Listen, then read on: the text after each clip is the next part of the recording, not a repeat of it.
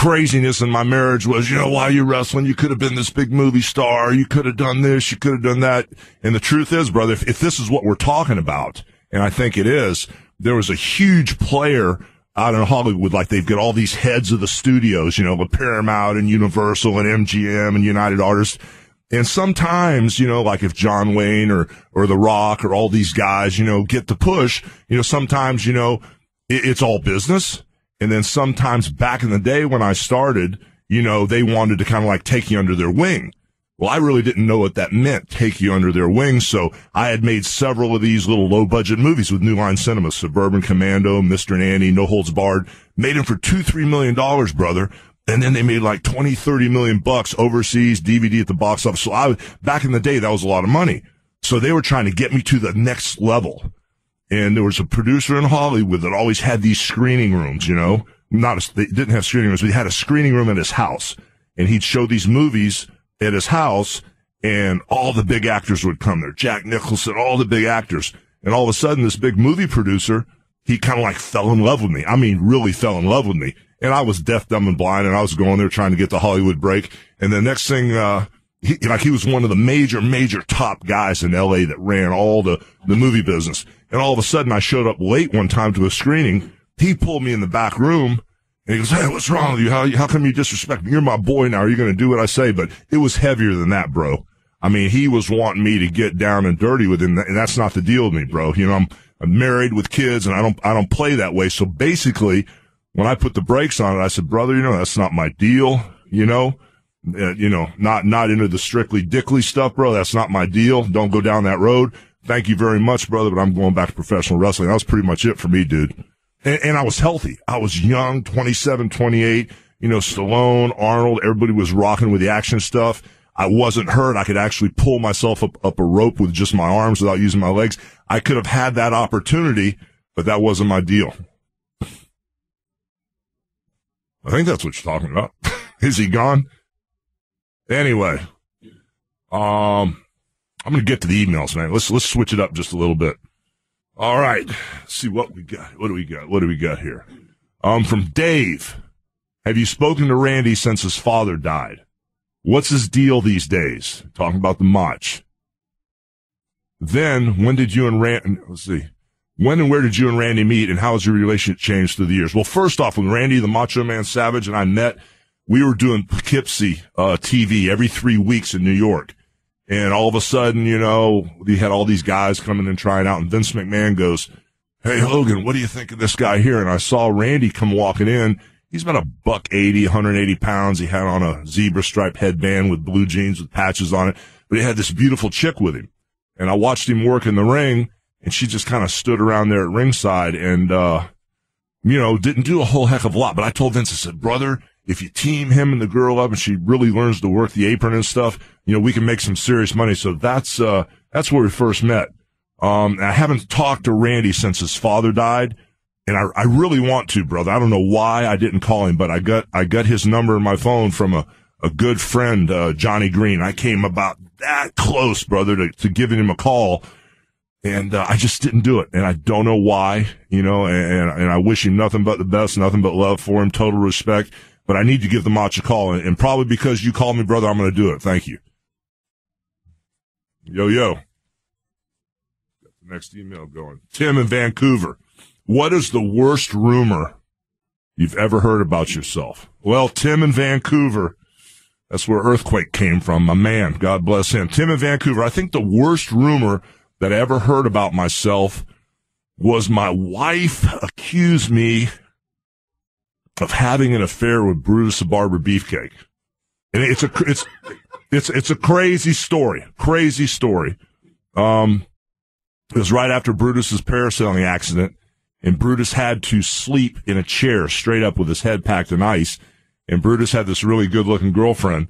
And, I guess while everybody was sleeping, Brutus called her over to come by the house. And all of a sudden, my ex-wife's grandmother came downstairs, and she saw this blonde head going up and down on Brutus's lap.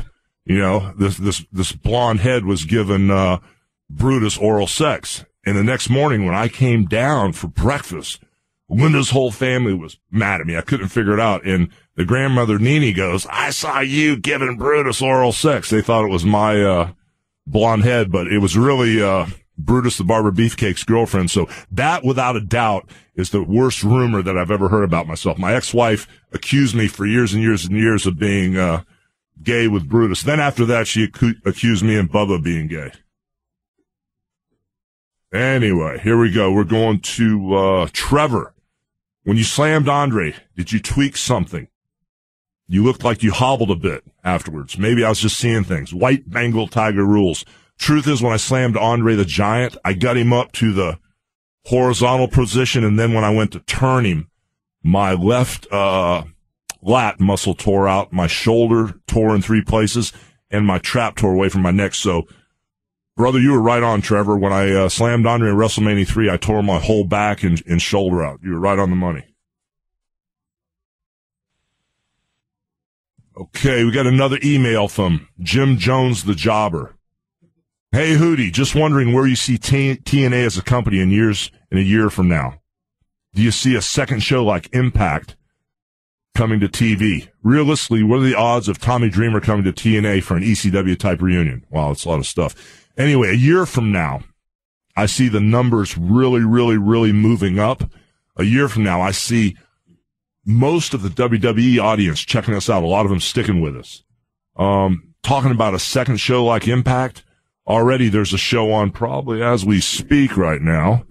TNA Reaction. It's a behind the scenes look, like the reality look at what RVD and Jeff Hardy are talking about in the back.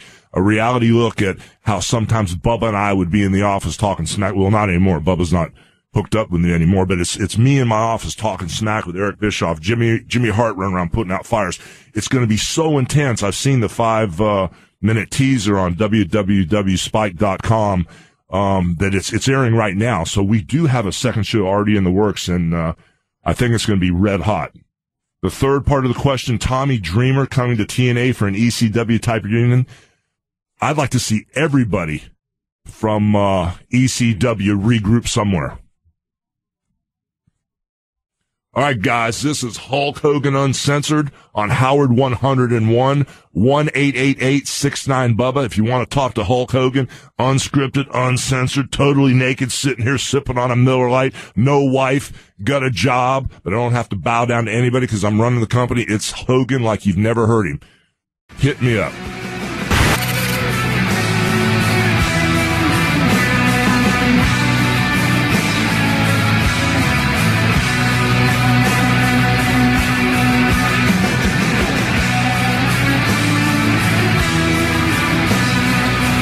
Guys, Hulk Hogan Uncensored on Howard 101. The number's 1-888-69-BUBBA. You want to talk to Hulk Hogan like you never talked to him before? I'm wide open, guys. And, I was doing emails a moment ago and taking calls. And I don't know what happened, but, they started talking about deaths in wrestling. They started talking about Canyon. And I'm going to do something that I've never done before. I just had the producer in here pull a list of names up. The guys that have passed away in the last few years. Yeah, you know what? It's just overwhelming. It really hit me. I got a couple more emails I got to get to first. From Carl Howie, is there anyone past or present you would really like to work a program with? Well, Carl, Cena's out there. I worked with Orton. I'd love to jump in the ring with Orton again, now that he's really dialed in. But the one guy that would make a history moment in wrestling would be Hulk Hogan versus Stone Cold. I first met Stone Cold Steve Austin when he was with Brian Pillman, and Brian Pillman was such a character, so charismatic. They had a team called the Hollywood Blondes. They were shining, man. They were a great team. But behind the scenes, Steve was always, quiet and kind of, to himself, and he didn't talk a lot, to a lot of the guys. He had a few friends he hung with, but Brian Pillman was always in the office, always talking about wrestling and this and that and the other. So, Brian Pillman kind of, approached me more than anybody else. And then we had a few years in the WWE where the NWO was going on and we were reprogrammed and I was going in different directions. But